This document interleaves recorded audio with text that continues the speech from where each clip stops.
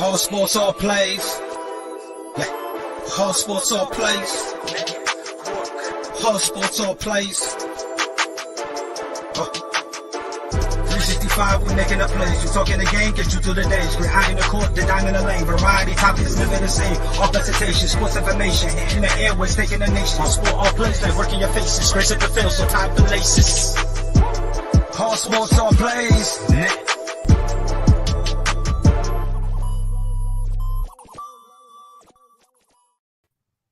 What's happening, everybody? Welcome to Gonzo and the Judge Sports Talk, Friday, October 28, 2022. It's Friday, game one of the World Series, and this game hasn't been disappointing at all. The Astros jumped out to a big 5-0 lead, and then the Phillies come right back, tie the game up 5-5. Been a great way to kick off the World Series so far. But joined tonight, like always, by the sports judge, Jonathan Mathis. How's it going, man? What's up, Chris? How you doing, man? Happy Friday to you. It's Friday. We're going to have our NFL predictions, week eight predictions. Can you believe it? We're already in week 8 of the NFL season. And, today, Chris, I saw something pretty cool. I saw a young kid, and you know how much I love kids. I love kids. I saw a young kid. Actually, I read an article about it. And it was in the Buffalo News. It was a young kid who dressed up as Josh Allen. Josh Allen's hurdle has inspired him to come up with this creative costume, and it's a kid hurdling. It's a Josh Allen hurdling costume. It gets an A+. It gets an A+ for creativity. That is freaking awesome. And you know how much of a fan I am of Josh Allen. I love Josh Allen. Josh Allen is my dude. I have not been madly obsessed with a quarterback like this. Madly obsessed. Since Dan Marino, man. It's been that long. Madly obsessed. I love it. Madly obsessed. Yes, Glenn. Happy Friday. Not only we got the World Series going on, the Pacers got a W tonight. That's always nice. Something the Lakers haven't got yet this season. Yeah, Pacers have two. I was just going to get to that. The Lakers are 0-5. The World Series is 5-5 because the game is tied 5-5. There's a lot of fives I'm seeing tonight, but the Lakers 0-5. That is a disaster. The Lakers have become a disaster area. The Lakers are a national atrocity. They should be ashamed of themselves. They should feel embarrassed. The Lakers, you know how I said the other day that they are a borderline playoff team? I think I was being too polite. By saying that because they don't look like a borderline playoff team. They look like a team that's going to be spending the offseason at home. They're going to be standing on their couch. They're going to be sitting on their couches watching basketball. What's up, California, man? This guy lives in California. That's my good friend. He lives in California, right? And he's a follower of mine on social media. And he roots for all the Phillies. Thanks for joining. He roots for every Phillies team. Hey, I'm rooting for the Phillies. I have the Phillies winning the World Series. Is what I picked before the series started.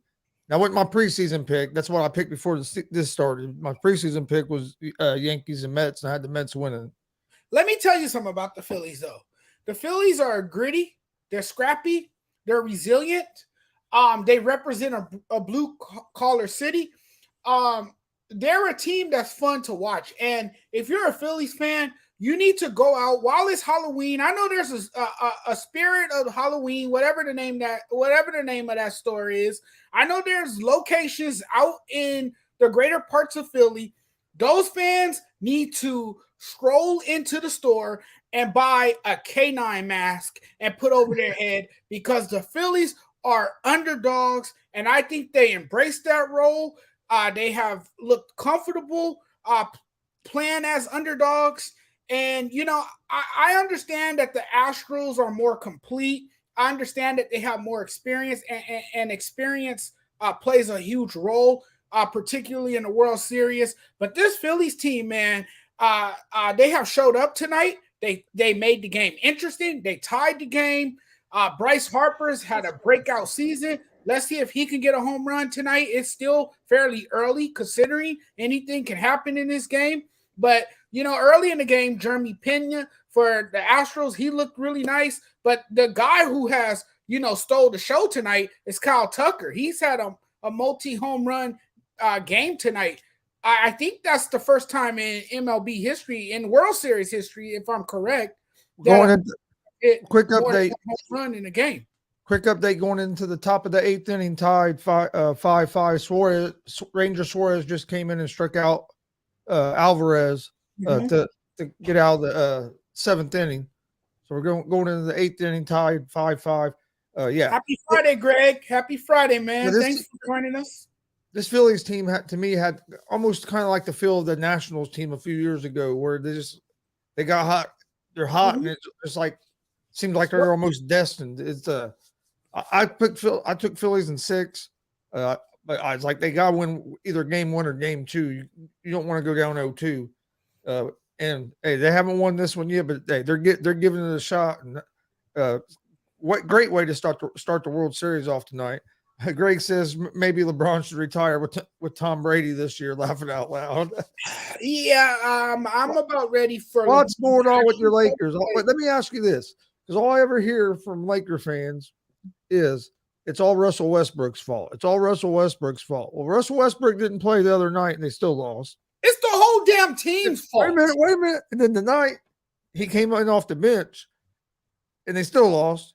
So it's more than just Russell Westbrook. But do you think Russell Westbrook's going to buy into this role of coming in off the bench? Because I don't think he's going to. Well, they're holding him as a scapegoat because, for one, Laker fans wanted, like they did Frank Vogel.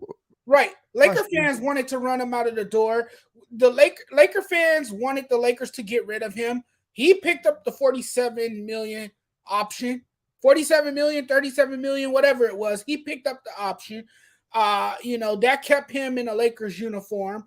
Laker fans weren't too happy about it. The media has derided him. The media has made him the scapegoat in this whole disaster that we're seeing with this Laker team. This Laker team is in total disarray. But to answer your question, no, there is more than enough blame to go around. And how do I feel about Russell Westbrook coming off the bench? I actually like it. I think it's yeah. Good. But do you think he's going to buy into it?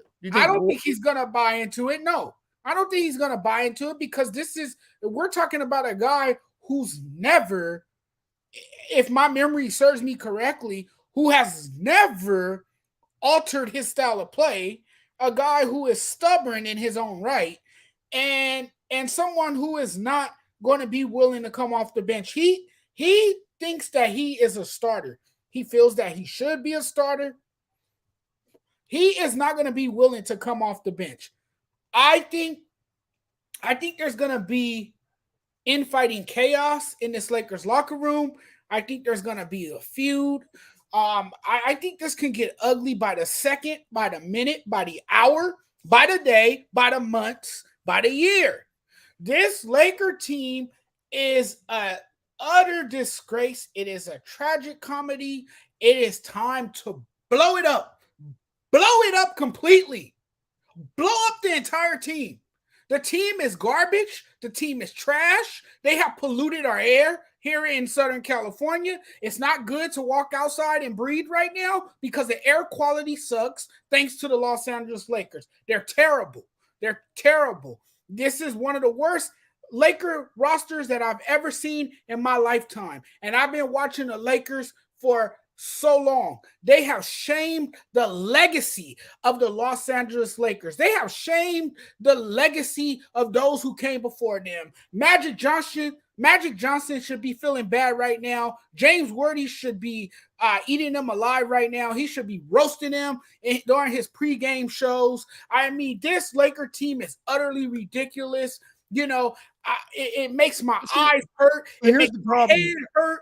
I need a pill. I need something. I need a drink. I need something to help me chill out, because this is going to be a long ass year for the Lakers. It's tumultuous. What more can I say? It's a disaster. What more can I say? It's a disgrace. What more can I say? It's an utter catastrophe. But the thing is, this isn't even it's hard to say that because this isn't the worst team that the Lakers have had. I mean, you guys have the Lakers have had some bad years. By the time it's all over, by the time it's all said and done. But the problem is the construction of the team. The way LeBron James plays, he has to have shooters around him, and they have no shooters at all. And as far as Westbrook, I think he is on the right team. I think he could still be a starter on the right team where he has the ball in his hand and is running it. His style don't match LeBron's style of play. It was a stupid idea when they even decided to do that. But a lot of that's to blame on LeBron too, because LeBron wanted him. But Dustin did have a question for you. Is Darvin Ham on the hot seat? It's too early to say. I think it's a fair assessment to say that he's not on the hot seat yet. You know, give him at least one season because this team is when he came in. Wait a minute. If this team is as bad as you're saying it's going to be, it was already a dumpster fire. How would you give the coach a whole season though? If you're going to, but somebody's got. You just said it was an utter catastrophe and it was a shame. It is. So why would you keep the coach? I said I'm not lying, but here's the thing: you can't keep firing coaches, hiring coaches, then want to ride the coaching carousel. Fire another coach, hire another coach. Where is that going to get you? Where has it gotten you? Well, they should have never. I don't think they should have fired Frank Vogel. He was just a scapegoat. Well, it's quite obvious now that he was the fall guy in all of this. And now I think LeBron needs to be the fall guy. LeBron, get rid of LeBron. Get LeBron out of here. I don't care what Craig says. I don't care what these LeBron, whatever you want to call them, LeBron fanatics, LeBron lovers, whatever terminology you want to use. I don't care what these people think at this point. They love this guy so much that he could do no wrong. That he's just this perfect player who never makes a mistake. Okay, look, I love LeBron James. Don't get me wrong. LeBron is my dude. I love everything he stands for. I love what he does on and off the court. Especially off the court, building a school, going back to his community, getting involved in the community. I like that he takes a political stand and that he, is committed to activism and all of that. I get all that. I like that about LeBron. But LeBron has to go. His time is up in LA. And it's more telling now, Chris, that a Father Time has finally caught up to LeBron James. Now, if LeBron James is willing to accept that, then he would retire from this game. But he has this desire that I don't think you should say he should retire because he's dreaming. He's dreaming. He has this big dream that he's still putting up good numbers. What? He's still putting up good numbers. I mean, it ain't good enough. Okay, it ain't good enough. Anthony Davis goes back out with back soreness. I knew it was only a matter of time because this dude can't play a full season. He can't give you a full season of productivity. Hey, but I agree with Greg. Lakers needed to hire a real coach instead of another LeBron puppet. Well, Anthony Davis needs to hire a physical trainer. Mark Jackson. Mark Jackson, to me, why he don't have a coaching job somewhere is just crazy. It's hard to believe that this man doesn't have a coaching job. He don't want to coach. Maybe he don't want to coach. I mean, well, he was my first choice.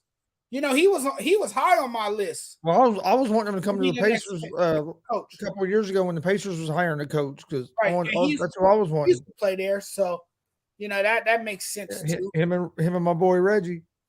But he was linked to the Lakers, but yet the Lakers didn't want to make that move. See, what it is, the Lakers are just like the Yankees. They're just like the Dallas Cowboys. These are three organizations that like to hire yes men.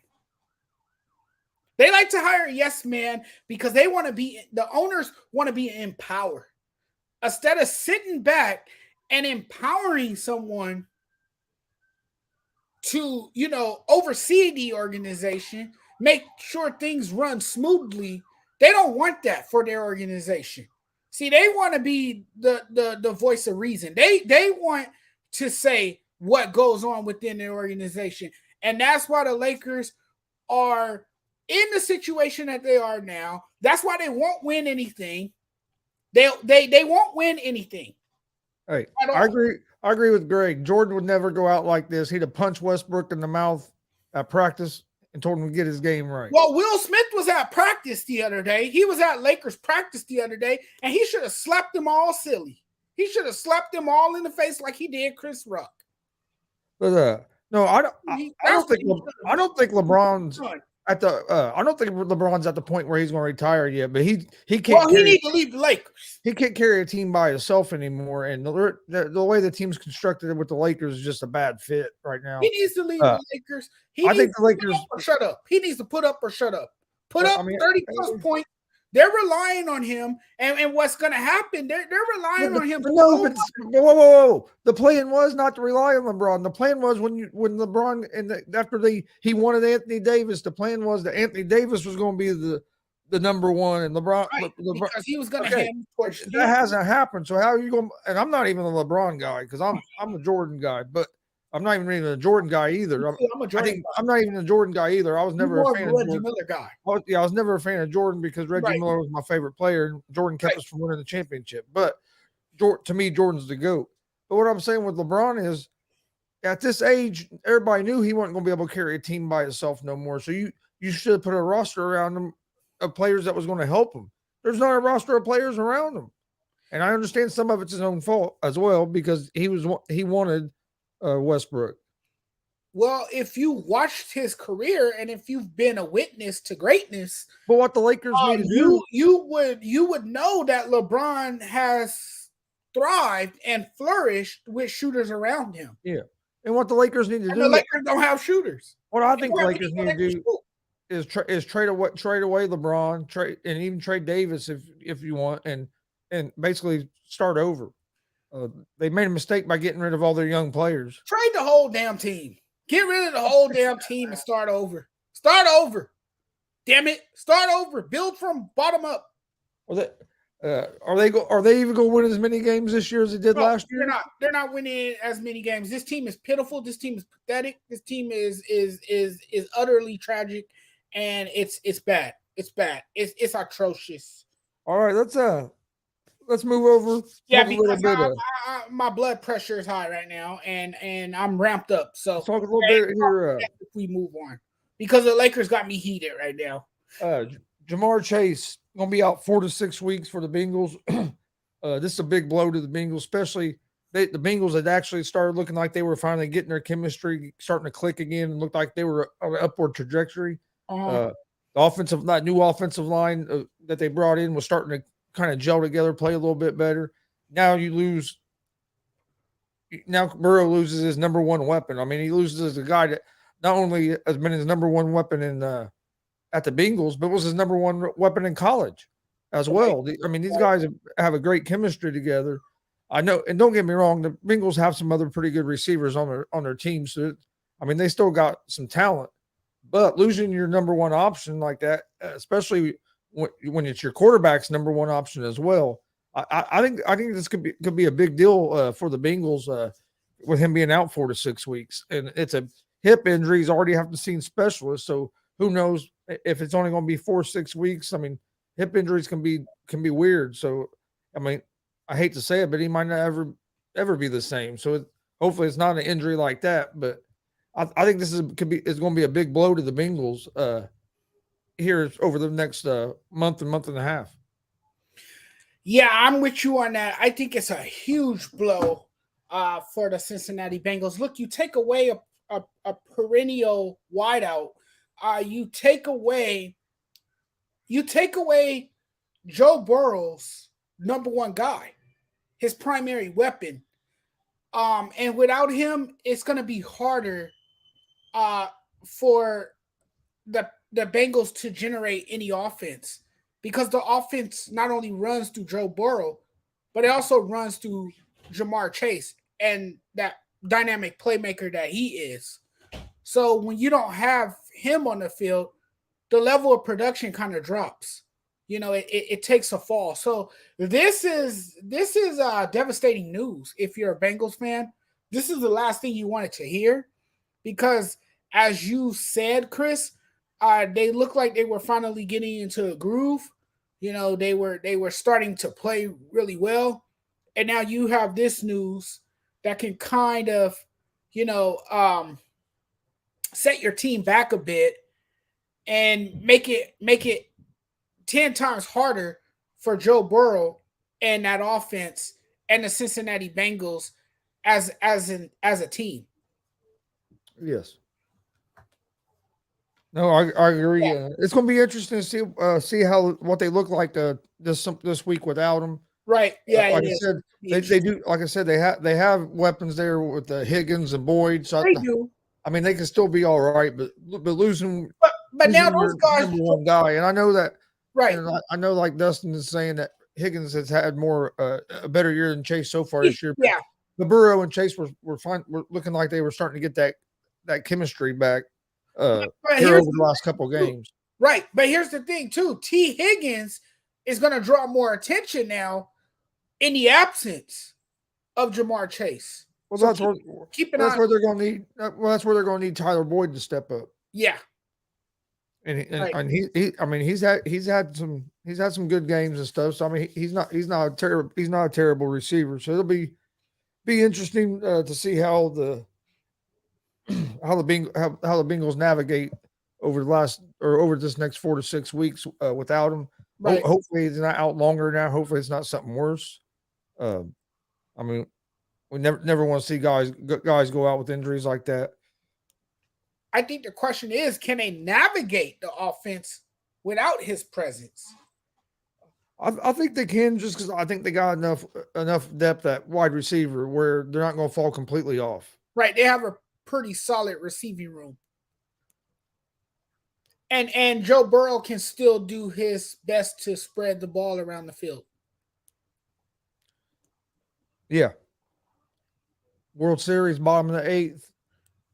5-5 still.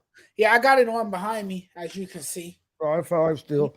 But any games you're looking forward to this weekend in the NFL or college football before we get to our NFL picks? None in college football, but I do have plenty in the NFL. Well, you want to go ahead and start in the NFL then? Yeah, we can start in the NFL. All right, I'll get them up. First game, Denver Broncos at the Jacksonville Jaguars. Jaguars are favorites at home. Who you got? Who you taking in this game? I expect a low-scoring game in this game. I know this game is played in London. It's going to be early. It's going to be a 9:30 a.m. game Eastern time, 6:30 here. A little bit before breakfast time here. That's early. But the Broncos have the number 2 overall defense and have allowed more than 19 points only once this season. They're coming off of a game in which they gave up just 260 total yards to the Jets. So I expect this to be a low-scoring game. I think the Broncos, scoring a league low 100 points is a pretty good matchup for the Jaguars defense that has trouble rushing the passer. It's going to be a low-scoring game. I expect a lot of turnovers in this game. Jacksonville, I know, can force turnovers. So I think this is going to be a very low-scoring game.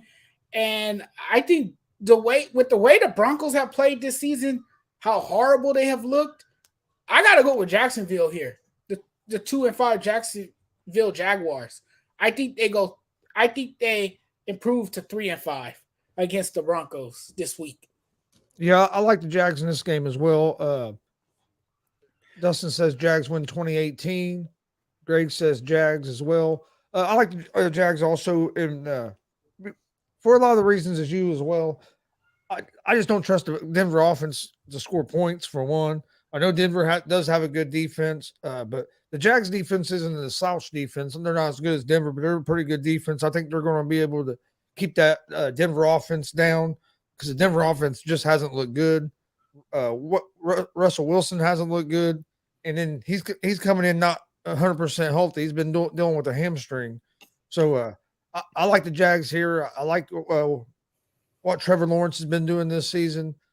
Jags are good at the line of scrimmage on both sides of the ball, and whoever wins that usually wins the game. So I like the Jags in this game as well. All right, let me get pulled back up. Next game, the Chicago Bears at the Dallas Cowboys. The Cowboys are 10-point favorites. They're pretty big favorites in this game. I like the Cowboys in this game because I think the Cowboys defense is going to cause a lot of trouble for that Chicago Bear offensive line. I just think the Bears are going to struggle on the offensive side of the ball here with that defensive line. So I like the Cowboys in this game to get another win. When they win, the Dallas Cowboys will improve to 6-2 as they enter the bye week. I just think this defense is going to be too much for Justin Fields and the Bears. And I know Justin Fields had a breakout performance in week 7.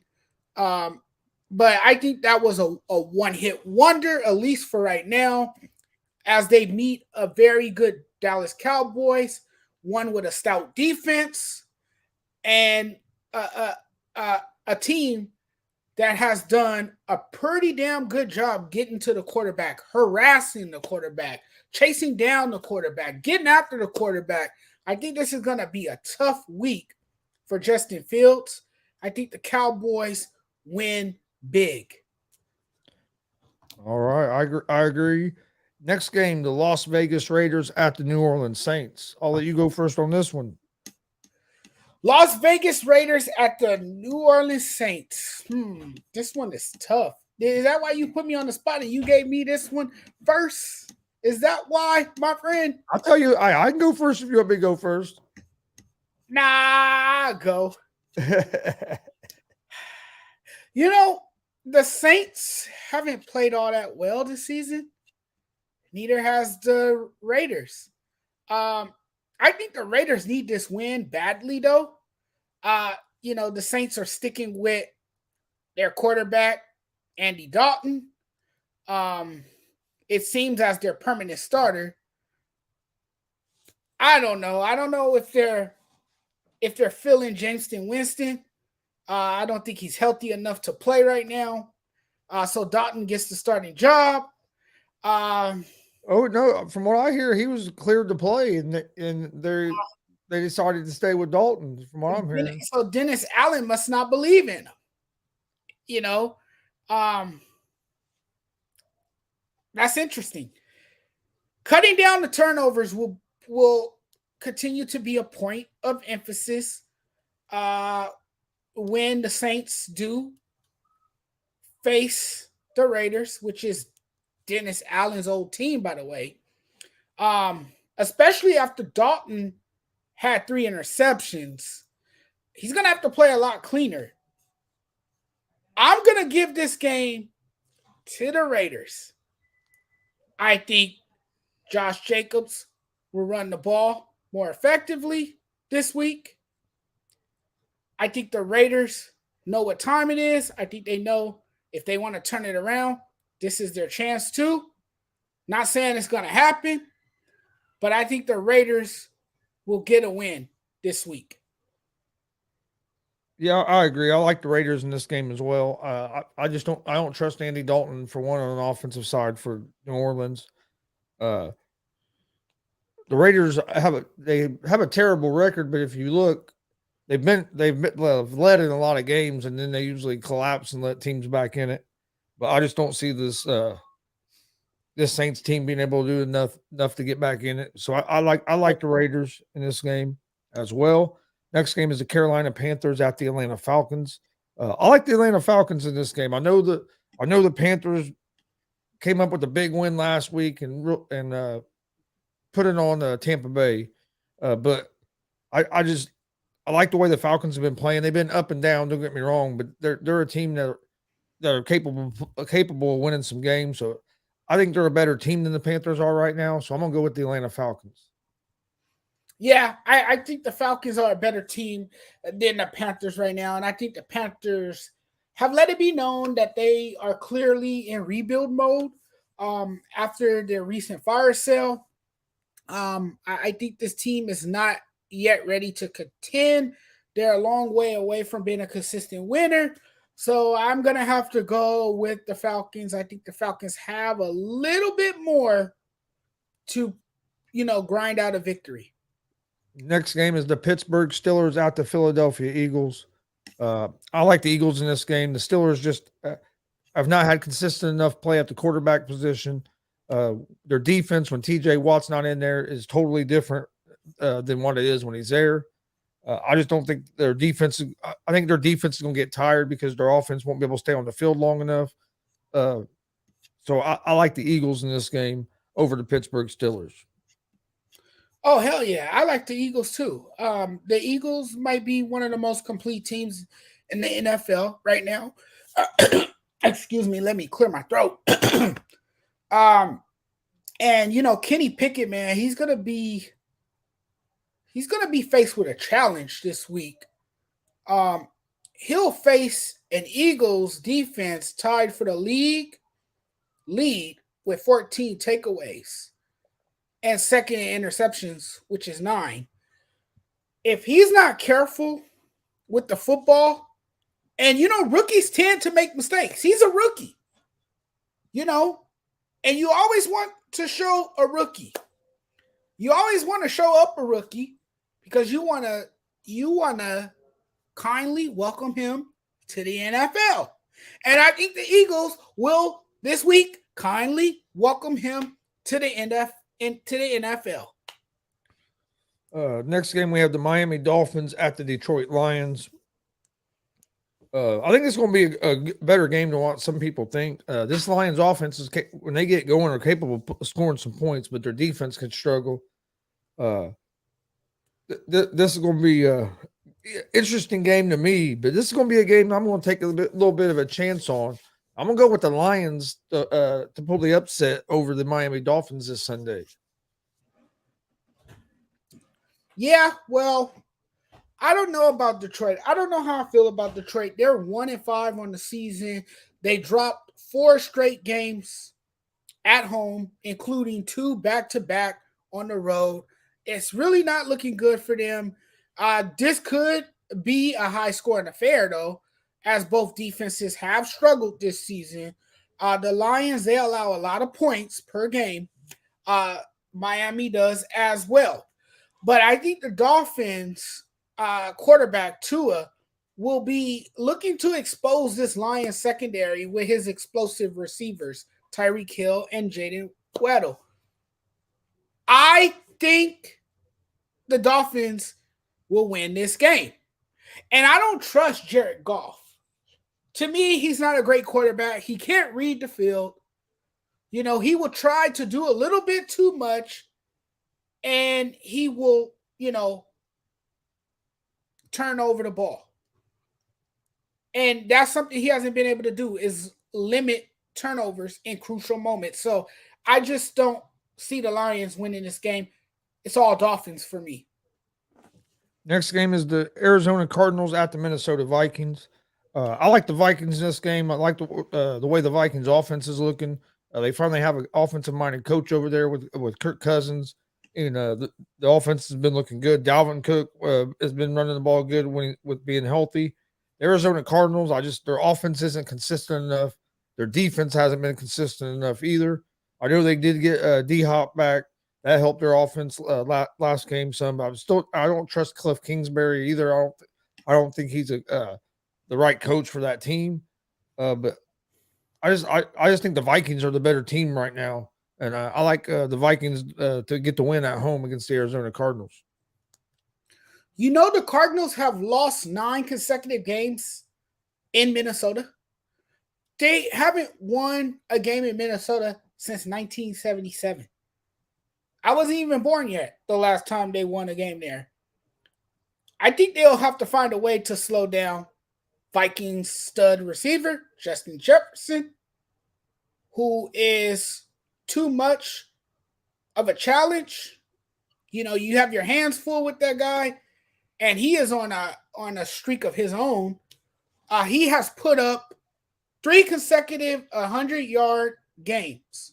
That's a career high. But has gone 5 consecutive games without a receiving touchdown. Tied for the longest in his career. I think he's due. I think he'll have a big performance against the Cardinals. The Cardinals have allowed 12 touchdown passes this season, but only 3 to wide receivers. So this game is going to be interesting, but I got to ride with the Vikings. I just think the Vikings are the better team. As you said, Dalvin Cook is running the ball exceptionally well.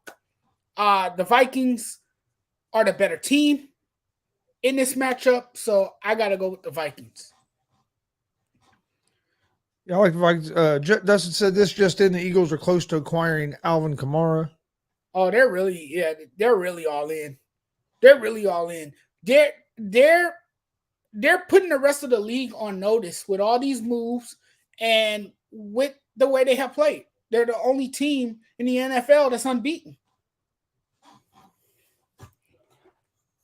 If the Eagles get Kamara, it's game over for the NFC. Quick World Series.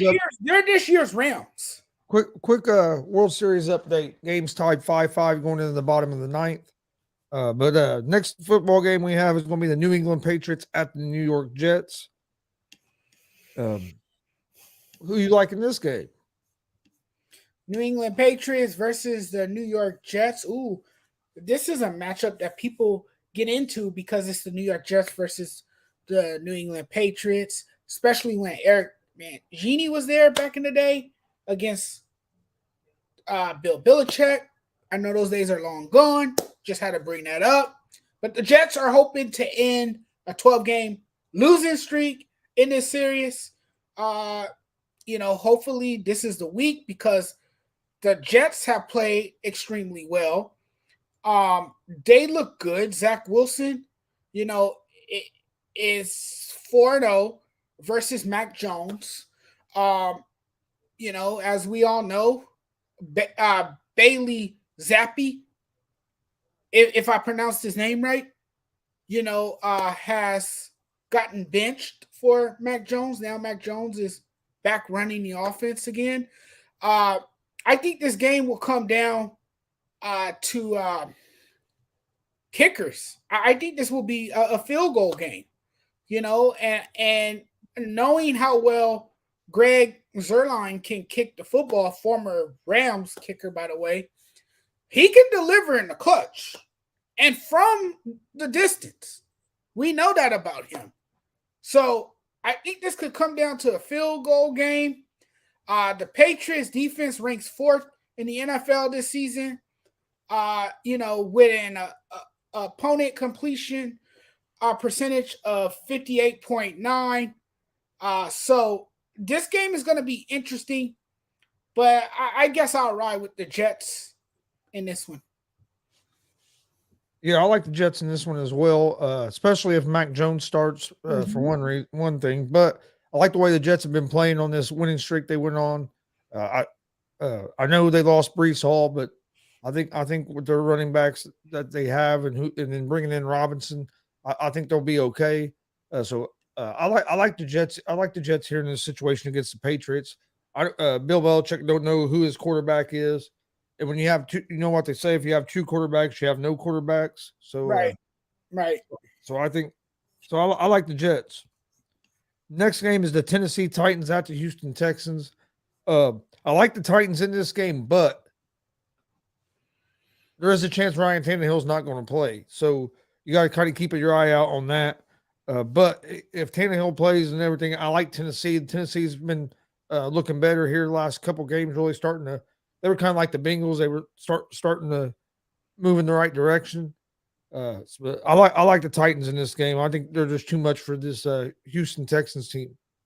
Well, they have a power running back and they have a strong running game. And the Texans' run defense has allowed 988 yards, fourth most in the NFL, with 8 rushing touchdowns this season. Also fourth most. So Derrick Henry is going to have a field day running the ball because Derrick Henry has 536 rushing yards, fourth most in the NFL, with 5 touchdowns, tied for third most. So I can see him, having a great day on the ground.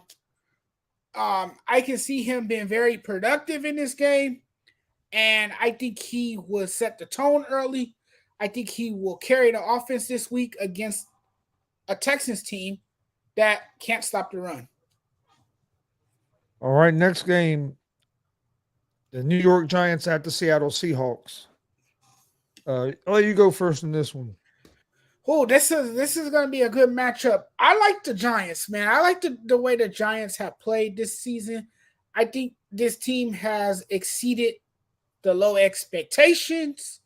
They have been the darlings this year in football. No one thought the Giants would get off to a 6-1 start. Brian Daboll, I always say his name wrong too. He has changed the culture and, shifted things so much that they have become a consistent winner, surprisingly. I don't know though. You got to have an upset in there somewhere.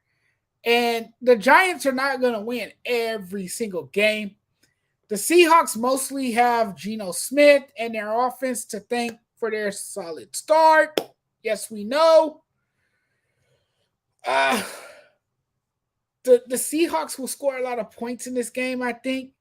And as I said before, the Giants are not the most talented team in football. And the Seahawks have weapons. And Geno Smith has had a breakout year. I'm going to have to go with the Seahawks here, as much as I like the Giants and their early success that we've seen so far from them. Okay, I like the Giants here. I think the Giants defense is going to be able to slow the Seahawks offense down some. I think the key for the Giants is going to be, like always, getting Saquon Barkley going. But I like what the Giants have been doing. Nothing against the Seahawks because Geno Smith has had a very nice year. Very solid year, as people are saying it here in the chats. Yes, he has. What's up, Amir? Thanks for watching, man. Thanks for watching. I think that the Giants defense is going to be the key in this game. So I like the New York Giants here. Dustin with the stat of the day: Matt Ryan was the Colts starter for 28 weeks and 3 days. Another 28-3 sighting. And speaking of that, we have the Washington Commanders at the Indianapolis Colts. I'll let you go first because everybody knows who I'm picking. So I'll let you go first. Team, right. Oh, you want me to go first? Yes, you go first because everybody knows who I'm going to pick. So you go first. Well, Colts' new quarterback will be Sam Ehlinger. I remember when he played at Texas, he will be making his first career start. For the first time ever, Matt Ryan won't be under center. The Colts, are going to try this out with Ehlinger, see if he can, be the answer for this offense. I do, however, like his mobility. I think his mobility opens up some parts of the playbook. The Colts can get a little bit more creative. Frank Wright can, get a little bit more creative with his offense. Let's see what happens with this. Because the Commanders are another team that's in total disarray and that hasn't played well this season and doesn't look all that good defensively, I'm going to have to go with the Colts here. I think the Colts can take advantage this week against the Commanders, and I know the Commanders shocked the hell out of Green Bay, but Green Bay is a terrible team. I know we're going to talk about them here in a second, so I'm not going to say too much. But I think this move with Ellinger taking over now, that should create some, optimism, right, for the Colts fans. What do you say about that? Since you're a Colts fan, Chris, I'll let you have the floor now. But it don't matter who the quarterback is when you run the damn football. Jonathan Taylor getting 10 carries last game against Tennessee when he was averaging a little over 5 yards a carry. It's just flat ridiculous. So, Mike Ryan wasn't. He had turnovers, but the play calling of Frank Reich hasn't been good at all this year. So hopefully with this young quarterback, he is going to be more mobile. What I like about it is I thought this might happen, but I figured it'd happen later in the season. But what I like about it is we'll find out if he's our guy, and if he's not our guy, we're going to. The worst thing that can happen is we might get a high draft pick next year because we're not going to win many games. But if he is our guy, it's going to be. I think it'll look good. Playing against the Commanders, I think this is a good game for him to make his first start. The Commanders look like I think they'll be having Heineke as their quarterback, who actually scares me a little bit more than what Wentz does. But I like the Colts in this game because I think we're going to get back to running the ball. I think Jonathan Taylor is going to have a big day. He needs to. They need him to be the engine to that offense. Yeah, you're right, man. They didn't put an offensive line in front of Andrew Luck, Right. we'd have a quarterback. Next game, the 49ers at the Rams. This is your team. So what do you think about this game? The 49ers at the Rams. The 49ers, they need to respond from last week's terrible showing. And I expect them to respond against a Rams team that just clearly doesn't look like it will defend its title. The Rams are just a team that's not well organized right now, is not well equipped. A team that has too many offensive woes right now, and that's partly because they really have no offensive line to protect Matthew Stafford. And I think the Rams are going to come out hard this week. All eyes will be on Christian McCaffrey, of course, on Sunday. And Deebo Samuel now, who has given the Rams some trouble in the past. This team is going to be looking to get back in the wins column, and they are in desperate need of a win just as much as the Rams are with a 3-3 record. I think Samuel's going to be a little bit too much for the Rams, and I think Christian McCaffrey is going to have a better week than he had last week. He was still getting acclimated to the team. He was still learning the playbook. He was still adjusting to a new environment, to a new scene, to a new organization. I think he'll have a better week. And the Rams, I'm a little worried about their secondary as well. I think I'm going to be unbiased here. I'm going to have to say the 49ers. All right, I'm going with the 49ers, but Deebo Samuel's not going to be playing this weekend. Oh, he's not? No, I heard earlier he was going to be out this game. But I missed that. My bad. That's close. My bad. Well, Christian McCaffrey is going to have more of a workload then. Yep. I like the 49ers in this game. The Rams just haven't been able to get anything going. They can't get the run game going. I think he's out. If he's out, we're going to extra innings. But we'll see. Next game, I think, is the Packers. Let's see. Yes, Green Bay Packers at the Buffalo Bills, the Sunday night game. I think the Bills win this game. The Packers offense is just not not clicking right now. He's going to be missing some of his players. So or some of the receivers with Cobb and Lazard being out. So I just think the Bills have too many weapons at this point. They're the better football team. I like the Bills. Green Bay is on a 3-game losing streak. They're on a 3-game losing streak, and this is the largest underdog spread in Aaron Rodgers' career. The Packers are an 11.0 point underdog coming into this game on Sunday. And I do think that the Bills' offense is going to be too much for the Packers. The Packers don't do anything well. What do they do well? They don't defend very well. They don't play very good defense. The wide receiving room is suspect. Aaron Rodgers is frustrated. This guy doesn't believe in his receivers at all. And the Packers and the Bills are both entering this game on two different trajectories. I have to go with the Bills in a blowout. I think this game is going to be, I don't even think this game is going to be close by the second quarter. I think the Bills obliterate the Packers. I think they obliterate them. I think this game is going to be over before halftime.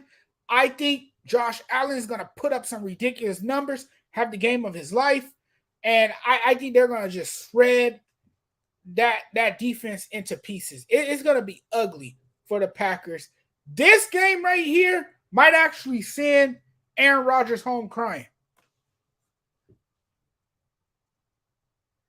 All right, we're going to extra innings in the World Series. Extra innings in the World Series for game one.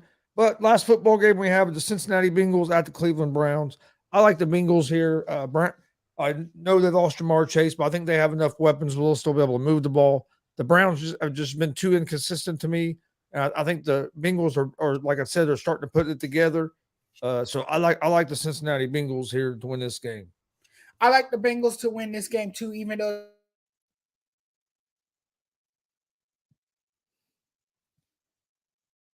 I think we lost the judge for a second here.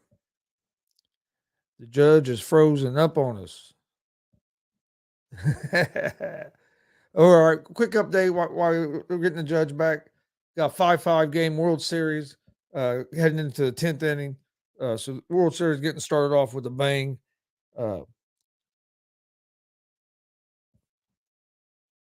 Which he might not be back.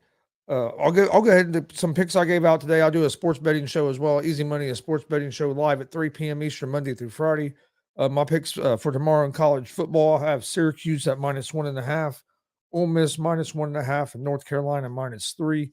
In the NFL on Sunday, I gave out the Falcons -4, the Vikings -3.5, the Titans -2.5, and the 49ers -1.5. And then I had an underdog money line parlay of the Lions, Jets, and Giants all winning outright in those games. All right, looks like Judge just left. I think he froze up. The computer probably froze up. But I want to thank everybody for watching. Please hit that subscribe button on YouTube at Gonzo Sports Room, also at the Sports Judge, and also at the All Sports All Plays Network. We greatly appreciate it. Like and follow us on Facebook, Twitch, Instagram, Twitter, at Gonzo Sports Room, and at the All Sports All Plays Network as well. Like I said, I'm live with I'm usually throughout the day. You can find me on either the All Sports All Plays Network or at Gonzo Sports Room. We'll be doing a live watch along and reaction for UFC Fight Night, Qatar versus Allen tomorrow, and the Jake Paul versus Anderson Silva fight. So come join us tomorrow, 7 p.m. Eastern, for that at Gonzo Sports Room and at the All Sports All Plays Network. I appreciate everybody watching. On behalf of the judge and myself, we will see you guys on Monday for another episode of Gonzo and the Judge Sports Talk. Appreciate everybody watching. Everybody have a great weekend. See you on Monday. All sports, all plays. Yeah. All sports, all plays. All sports, all plays. 365, we making a plays. We talking the game, get you through the days. We're high in the court, the dime in the lane. Variety topics, living the same. All presentation, sports information. Hitting the airways, taking the nation. All sport, all plays, like working your faces. Grace at the field, so tie the laces. All sports, all plays.